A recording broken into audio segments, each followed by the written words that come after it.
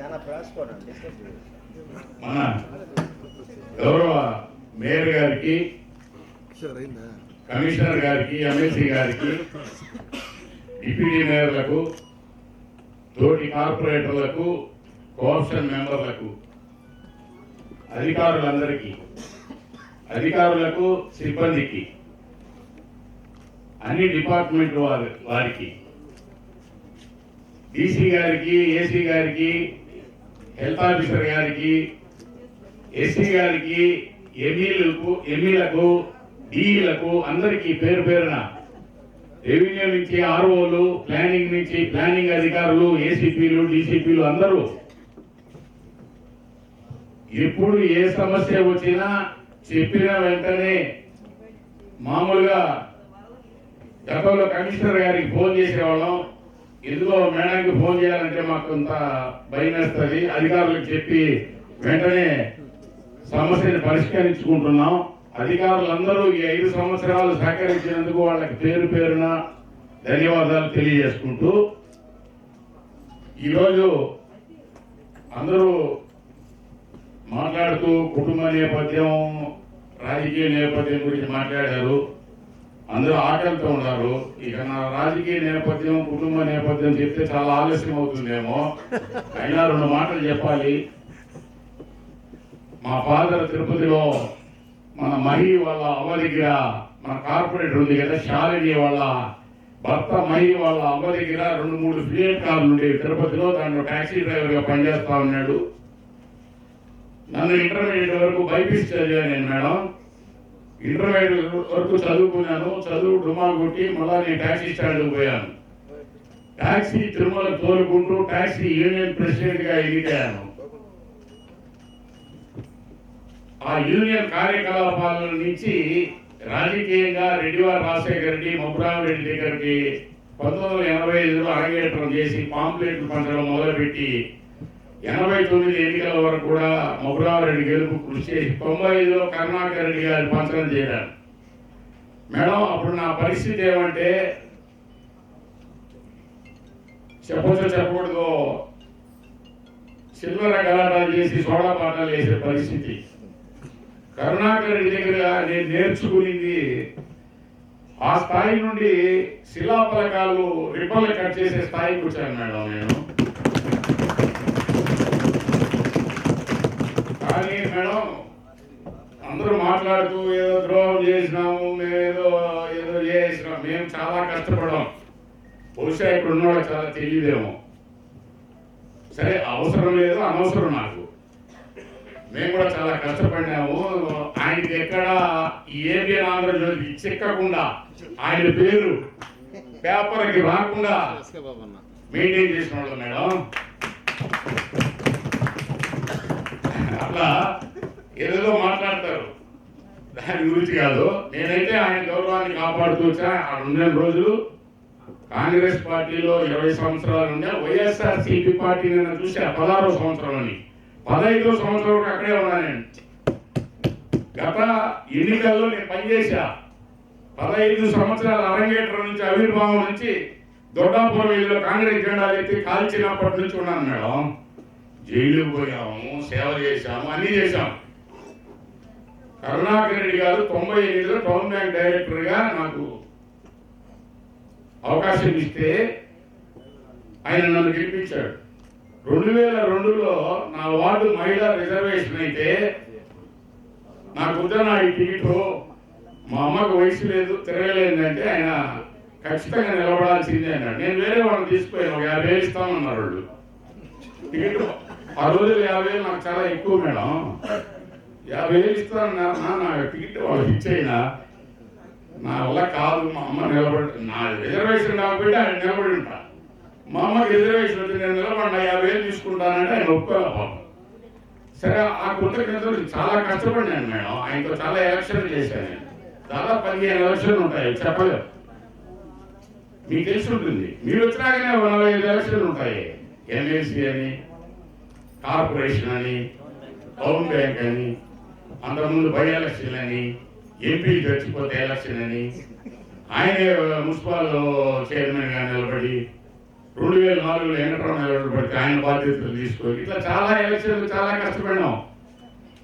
ఇప్పుడేదో మేము ద్రోహుల్లాగా మేమేదో ఆ కుటుంబానికి నష్టం చేసేలాగా చిత్రీకరిస్తాను, నో ప్రాబ్లం, దాన్నంతా తట్టుకోగలను, మేము ఎప్పుడు బాధపడము. మేడం ఇప్పుడు మిస్ అయిందే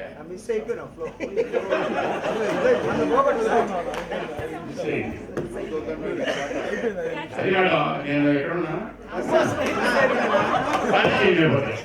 మేడం. తర్వాత 2022లో మనం అదే మీరు మేయర్ అయినప్పుడు మేమంతా కార్పొరేటర్లు అయ్యాము.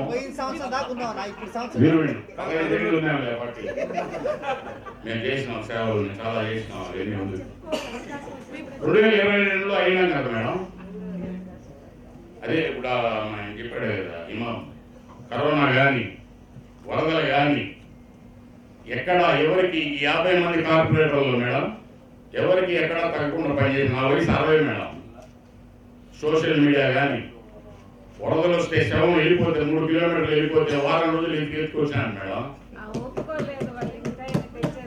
సుబ్బారావు ఆయన కాలంలో పడడం ఏంటి, కుట్టుకొని పోయి 4-5 కిలోమీటర్లు అదే వాటిలో పోయి తేలినాడు. వాళ్ళు ఒప్పుకోవాలి, వాళ్ళ తల్లి వాళ్ళు భార్య బిడ్డలు, నువ్వు పట్టుకొస్తావా లేదా, మా ఇంటి ఆయన ఎదుగుతావా లేదని గొడవకు వచ్చారు. పట్టుకొచ్చి అంతా కరుణాకర్ రెడ్డి గారి సహకారమే. ఆయన దగ్గర మోపించి ఆయన చెప్పిన శవాలు, కరుణాకర్ రెడ్డి భార్య గారు నన్ను చూస్తే పెద్ద కోపం ఆమెకి, ఈ శవాలు నేను తీసుకుపోతాను. 2 సార్లు కరోనా వచ్చేసింది. ఇప్పుడు బాబు గారు చేసే పనులు ఏంటి, ఆయన తీసుకునే శవాల దగ్గర తప్పుడు ఇచ్చి ఇవన్నీ చేస్తాడు, అందుకే 2 సార్లు వచ్చింది కరోనా అని.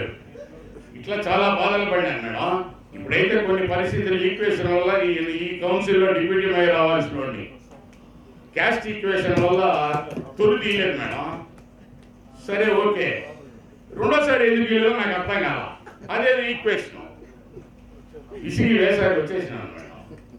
నేనేం ద్రోహం చేయాల, వచ్చేసి కూడా ఏం మాట్లాడాల.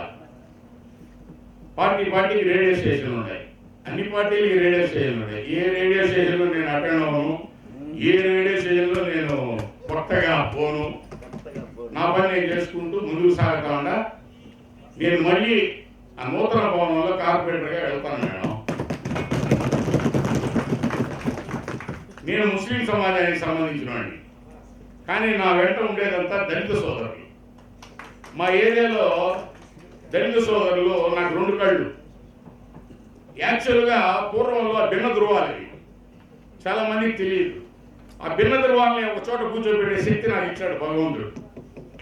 అందరూ కలిసి మెలిసిపోయే మరి. మళ్ళీ ఎన్నికల్లో కూడా నాకు దళిత సోదరులు, నా స్నేహితులు, నా శ్రేయోభిలాషులు అందరూ నన్ను గెలిపిస్తారు. మీ గురించి ఒక మాట చెప్పాలి మేడం.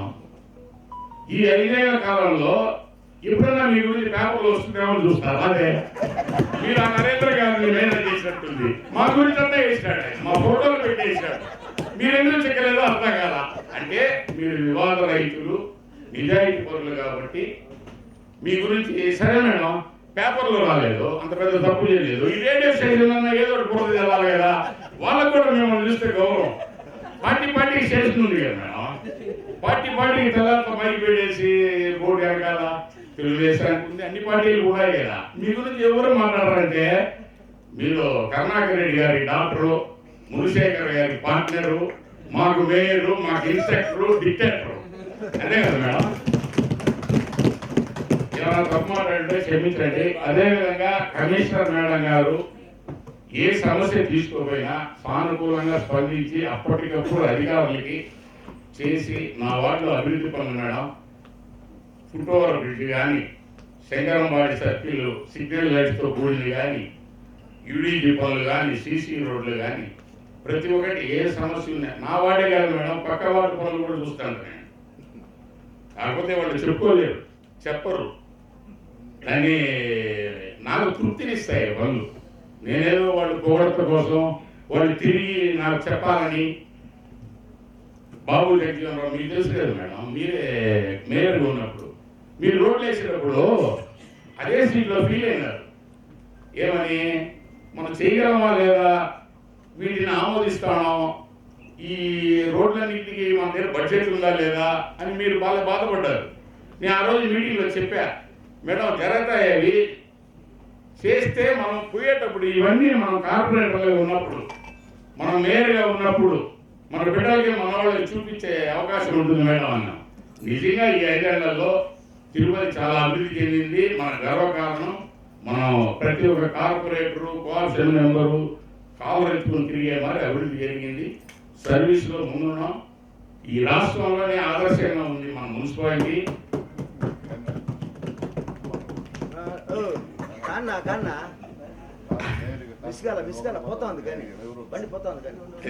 ఇంకా మేడం అందరూ ఆగిన కోపం చూస్తా ఉన్నారు. ఈ అవకాశం ఇచ్చిన మీకు కమిషనర్ గారికి ధన్యవాదాలు తెలియజేసుకుంటే అధికారులకు మరీ సార్ ఫోన్ చేసినప్పుడంతా మీరు స్పందించి వార్డు ప్రజలకి సేవ చేసినందుకు మీకు పాదాభివందనం.